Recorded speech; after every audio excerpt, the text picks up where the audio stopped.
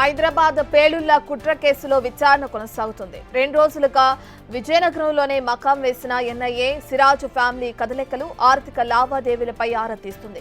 సిరాజ్ ఫ్యామిలీకి transport business ఉన్నట్లు గుర్తించింది. దాని ద్వారా పేలుడు పదార్థాలు తెప్పించాడా అనే కోణంలో విచారిస్తుంది. సిరాజ్, అతడి కుటుంబ సభ్యుల బ్యాంకు ఖాతాలపై ఎన్ఐఏ దృష్టి పెట్టింది. కేంద్ర సహకార బ్యాంకులో ఫ్యామిలీ మొత్తానికి ఖాతాలున్నట్లు నిర్ధారించింది. అయితే సిరాజ్ అరెస్టు తర్వాత 2 సార్లు లాకర్ ఓపెన్ కు తండ్రి ప్రయత్నించినట్లు సమాచారం. అయితే ఎన్ఐఏ అప్పటికే బ్యాంక్ అధికారులకు సమాచారం ఇవ్వడంతో వారు ఒప్పుకోలేదని తెలిసింది. ఇక సిరాజ్, సమీర్ కస్టడీ పిటిషన్పై ఇవాళ తీర్పు ఇవ్వనుంది కోర్టు. 5 రోజుల కస్టడీకి ఇవ్వాలని కోరారు విజయనగరం పోలీసులు.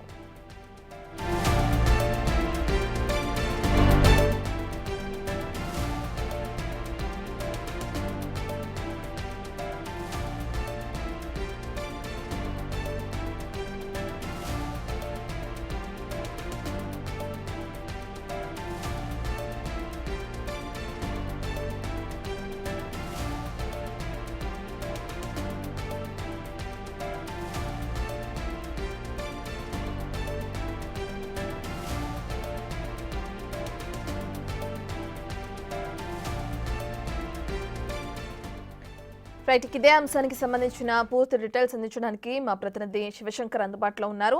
రైట్ శివశంకర్, ఇప్పటికే చూసుకుంటే ఆ కోర్టులో హాజరుపరిచిన తర్వాత రిమాండ్కి విధించాలని కోరుతున్నారు సిరాజ్ని విజయనగరం పోలీసులు.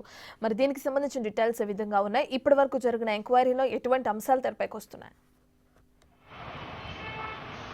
రత్న, మనం చూసుకున్నట్లయితే ఇప్పటికీ ఏపీ పోలీసులు అయితే విజయనగరం జిల్లా కోర్టుకైతే సిరాజ్ సమీర్ ఇద్దరిని కూడా కస్టడీకి ఇవ్వమని చెప్పి సుమారు 5 రోజుల పాటు కస్టడీకి ఇవ్వమని చెప్పేసి కస్టడీ పిటిషన్ అయితే వేయడం జరిగింది. అయితే నిన్న వాదనలు పూర్తిగా పబ్లిక్ ప్రాసిక్యూటర్ చెప్పిన వాదనలు విన్న తర్వాత, ఎందుకంటే సిరాజ్ సమీర్ తరఫు నుంచి ఇంతవరకు కూడా ఏ లాయర్ కూడా ముందుకు వాదించడానికి ముందు రాలేదు కాబట్టి కేవలం పబ్లిక్ ప్రాసిక్యూటర్ మాత్రమే పూర్తి వాదనలు అయితే జిల్లా జడ్జికి వినిపించడం జరిగింది. వినిపించిన తర్వాత సుమారు సాయంత్రం వరకు కూడా పూర్తిగా, అంటే మొత్తం కేసు సంబంధించి, జాతీయ భద్రతకు సంబంధించి ఈ కేసు ఎంత కీలకమైనది, కస్టడీకి ఇవ్వడం వల్ల ఎటువంటి ఉపయోగాలు ఉన్నాయి, ఎంత దర్యాప్తు చేయొచ్చు, దేశ భద్రతకు సంబంధించి ఎంత కీలకమైన అంశాలు సమాచారం రాబట్టవచ్చు అనే విషయంపై పబ్లిక్ ప్రాసిక్యూటర్ పూర్తిగా వివరించినట్లు తెలుస్తోంది. వివరించిన తర్వాత తీర్పునైతే రిజర్వ్ చేశారు. రిజర్వ్ చేసి ఈ రోజు తీర్పు వెలువరించే అవకాశం మనకు కనిపిస్తోంది. ఈ రోజు తీర్పు వెలువరించిన తర్వాత సుమారు 5 రోజుల నుంచి 7 రోజుల పాటు సిరాజ్ సమీర్ ఇద్దరిని కూడా జిల్లా పోలీసు కస్టడీకి ఇచ్చే అవకాశం స్పష్టంగా కనిపిస్తోంది. అయితే జిల్లా పోలీసు కస్టడీకి ఇచ్చినప్పటికీ కూడా ఎన్ఐఏ అధికారుల ఆధ్వర్యంలో పూర్తిగా ఒక విచారణ జరగనున్నట్టు తెలుస్తోంది. ఎందుకంటే ఇప్పటికే మనం చూసుకున్నట్లయితే సిరాజ్ కుటుంబానికి ఒక ట్రాన్స్పోర్ట్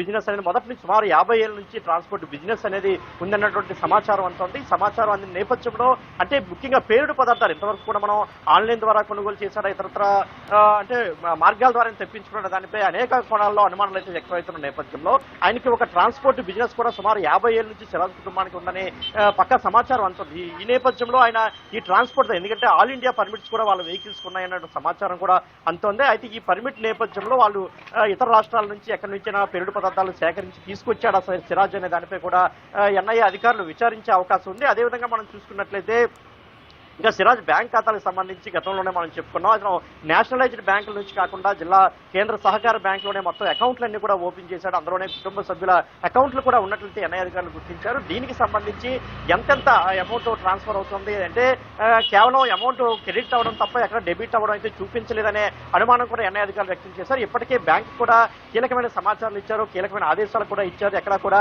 ఈ బ్యాంక్ డీటెయిల్స్ బయటికి వెల్లడించొద్దనే అంశాలపైన కూడా కీలకమైన ఆదేశాలు ఇవ్వడం జరిగింది ఎన్ఐఏ అధికారులు. అయితే దీనికి సంబంధించి మనం చూస్తుంటే వివిధ కథనాలు వచ్చినప్పటికీ కూడా ఇందులో వాస్తవాలు మాత్రం ఎన్ఐఏ పోలీసులు ధృవీకరించాల్సిన అవసరం అయితే ఉంది. ఎందుకంటే మనం చూసుకున్నట్లయితే ఏదైతే జిల్లా సహకార బ్యాంకులు, ఎందుకంటే లోకల్లోనే సిరాజ్ సెంటర్ రెహమాన్ కూడా ఏఎస్ఐగా పనిచేస్తున్న నేపథ్యంలో ఓసారి సివిల్ డ్రెస్ లో మరోసారి యూనిఫామ్ లో వెళ్ళి, ఎందుకంటే ఆయనకి ప్రత్యేకించి ఓ లాకర్ కూడా ఉన్నట్లు తెలుస్తోంది. ఆ లాకర్ ఓపెన్ చేయాలని ఆయన అడిగినట్లు కూడా తెలుస్తుంది. అయితే ఎన్ఐఏ అధికారులు ఇచ్చినటువంటి ఆదేశాలతో బ్యాంక్ అధికారులు ససేమీర అనడంతో ఆయన వినిదిరడం కూడా జరిగింది. అదే మనం మరొక కీలక పాయింట్ కూడా మాట్లాడుకోవాలి.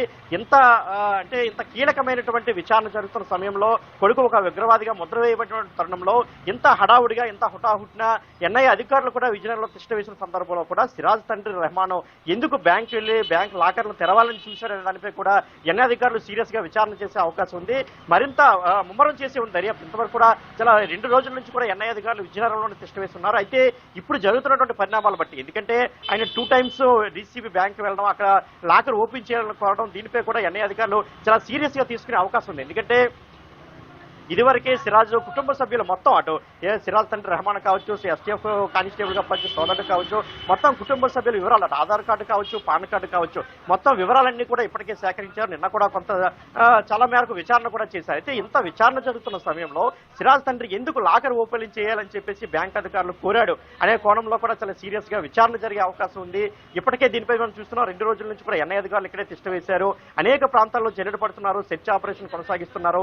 చాలా సీక్రెట్ గా ఆపరేషన్ సాగుతుంది. ఎందుకంటే పేలుడు పదార్థాలు ఉంచిన ప్రదేశం కావచ్చు, పేలుడు పదార్థాలు ముఖ్యంగా ఎందుకంటే ఆయన మానవ బాంబుకు కూడా మారడానికి కొంత ప్రయత్నాలు జరిగినట్టు తెలుస్తోంది. అంత దానికి కూడా ఆయన తెగబడ్డాడని చెప్పి మనకు తెలుస్తోంది. సిరాజ్ కాదు సమీర్ ఇద్దరు కూడా మానవ బాంబులుగా మారడానికి కూడా ప్రయత్నాలు సాగిస్తున్నారనే కోణంలో కూడా చాలా తీవ్రంగా దర్యాప్తు సాగుతున్న నేపథ్యంలో సిరాజ్ తండ్రి ఈ విధమైన బ్యాంకు వెళ్లి ఖాతాలు తెరవడం అంతా కూడా ఒక ఇష్యూగా మారుతున్నటువంటి పరిణామం అయితే చాలా సీరియస్ గా సాగుతుంది. సో దీనిపై ఎన్ఐ అధికారులు ఈ రోజు కూడా మరొకసారి విచారణకు రానున్నారు. ఎటువంటి విషయాలు విచారించే అవకాశం ఉందని కూడా మనం చూడాల్సి ఉంది. అది మరోవైపు పోలీస్ కస్టడీకి ఇచ్చిన తర్వాత లోకల్ పోలీసులు కావచ్చు, ఎన్ఐ అధికారులు కావచ్చు, ఇంకా ఎటువంటి కూపీ లాగే అవకాశం ఉందని కూడా చూడాలి. ముఖ్యంగా సిరాజ్ మొబైల్లో కూడా అనేక కీలకమైన అంశాలు కూడా ఇప్పటికే ఎన్ఐ అధికారులు సేకరించినట్టు తెలుస్తోంది. ఎందుకంటే సిరాజ్ ని అరెస్ట్ చేసిన తర్వాత కూడా సిరాజ్ లో ఎలాంటి పశ్చాత్తాపం కనిపించలేదని కూడా మనకి సమాచారం అందుతుంది. ఎందుకంటే అరెస్ట్ చేసిన తర్వాత కూడా మేము ఇలానే చేస్తాం, మీరేం చేయగలరు అనే కోణంలో పోలీసుల్ని ప్రశ్నించినట్లు కూడా మనకి సమాచారం అందుతున్నటువంటి పరిస్థితి అయితే ఉంది. రత్న రైట్, థ్యాంక్ యూ శివశంకర్.